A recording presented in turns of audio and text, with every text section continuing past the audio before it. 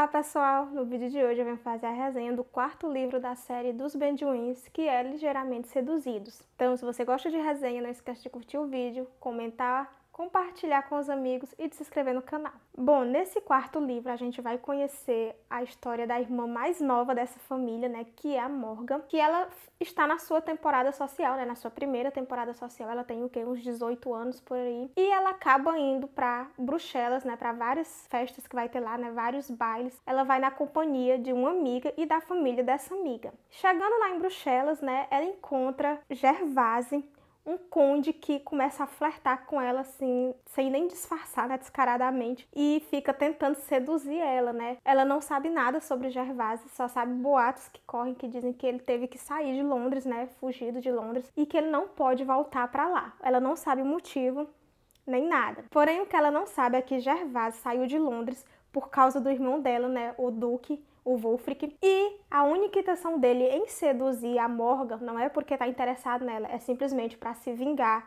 de Wulfric, né, do irmão da Morgan. Os planos de Gervase dão certo, ele consegue, né, fazer com que a Morgan fique falada, com que o povo fique falando deles dois juntos o tempo todo, até porque toda festa que tem, todo baile que tem, ele faz questão de estar sempre perto dela, de chamar ela para dançar, ele faz um piquenique para poder se aproximar dela.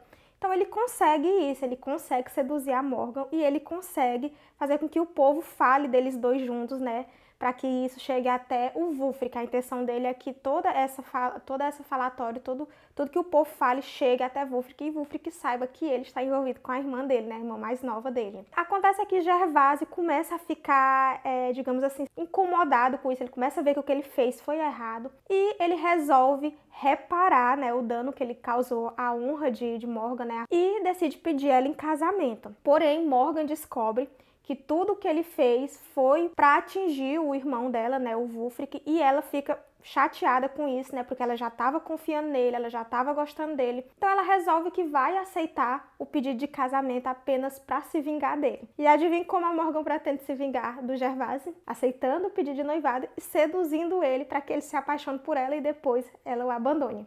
Sim, eu não vou negar que eu fiquei bem incomodada com isso, porque, meu Deus, o Gervase é um conde, ele tem seus 30 anos, né? Então é um homem experiente, tem fama de libertino, enquanto a Morgan é uma jovem que acabou de começar a frequentar os bailes. Ela não conhece muita coisa, ela não conhece ninguém, ela não saía muito de casa, né? Até porque ela não frequentava a alta sociedade até aquele momento. Então eu acho que o que ela tá fazendo vai só prejudicar ela mesma, né? Acho que no começo eu pensei isso, que isso tudo que ela iria fazer iria prejudicar apenas a ela. Só que a Morgan, ela tem um jeito muito parecido com o da Freyja, né, do livro 3, do terceiro livro. Eu achei um pouco parecido o jeito dela, ela também é forte, ela também é determinada, ela é corajosa. E a gente vai conhecer uma Morgan completamente diferente do que a gente via nos outros livros.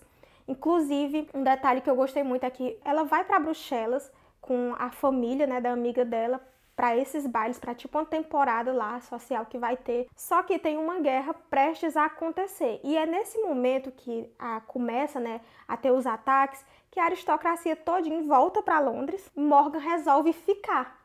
Ela quer participar daquela história, ela quer ver como é que acontece. Isso é possível para os homens, né? As mulheres jamais ficariam ali num ambiente de guerra. Mas ela fica e quem ampara ela nesse momento é o Gervase. E é o momento em que eles têm ali uma certa proximidade, eles começam a se aproximar. Ela vai confiando nele e ele começa a gostar dela. Então é aí a partir desse momento que ele começa a se arrepender do plano dele, né, de tentar acabar com a honra dela, com a reputação dela. E também nesse momento que a gente vê uma Morgan forte, porque ela resolve ficar ali e também resolve ajudar as mulheres dos militares a cuidar dos soldados feridos. Então essa parte do livro é uma parte bem tensa, né? Com a guerra, com muito sangue, muita violência. E essa parte também fez com que eu lesse o livro bem devagar, porque eu achei assim, um clima bem tenso, bem pesado.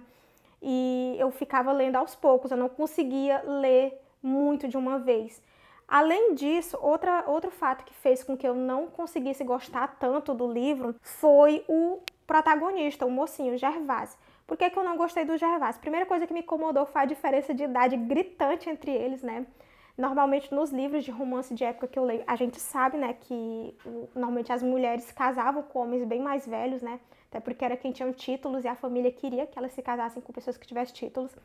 Mas nos romances de época que eu sou acostumada a ler, normalmente a diferença de idade é muito pouca. Então é mulheres de 22, 24 anos, 25 anos que se casam com alguém de 30, de 20 e poucos anos.